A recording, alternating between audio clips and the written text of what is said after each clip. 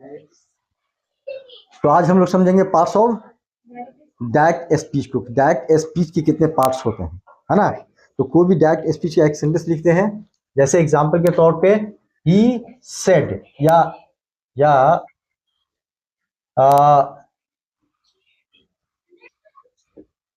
Nitish said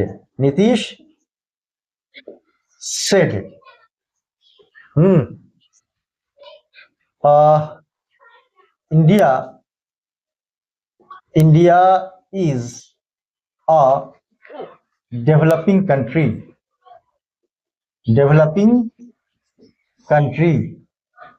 India is a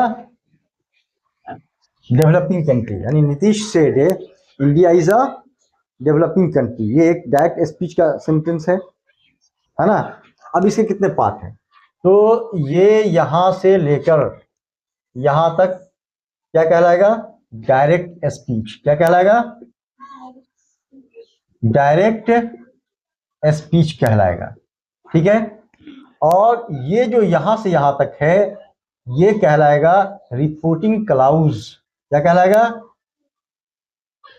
reporting clause.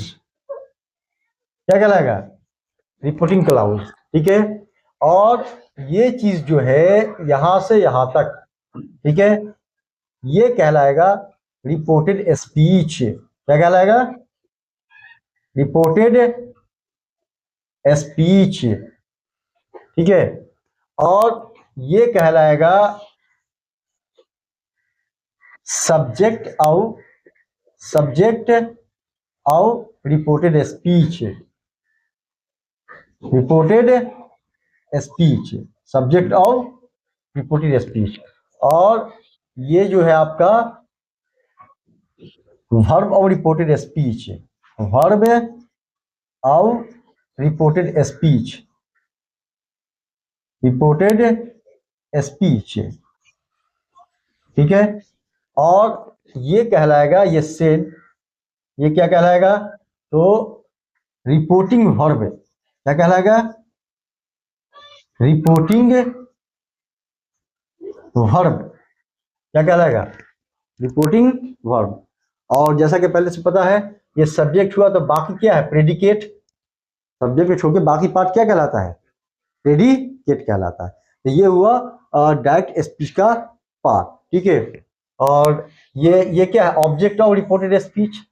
Object of reported speech, है ना। Object of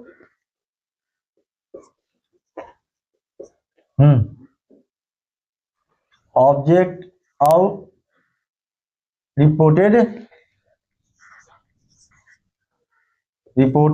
speech, ठीक है। तो ये पार्ट है। जब आप लोगों को डायरेक्ट स्पीच को इनडायरेक्ट में चेंज करना बताया जाएगा, तो कहीं पर हम बोलेंगे रिपोर्टिंग क्लाउज, कहीं पर बोलेंगे रिपोर्टिंग वर्ब, कहीं पर बोलेंगे रिपोर्टेड स्पीच। तो आप लोग को समझ जाना कि हम कौन से पार्ट की बात कर रहे हैं, है ना।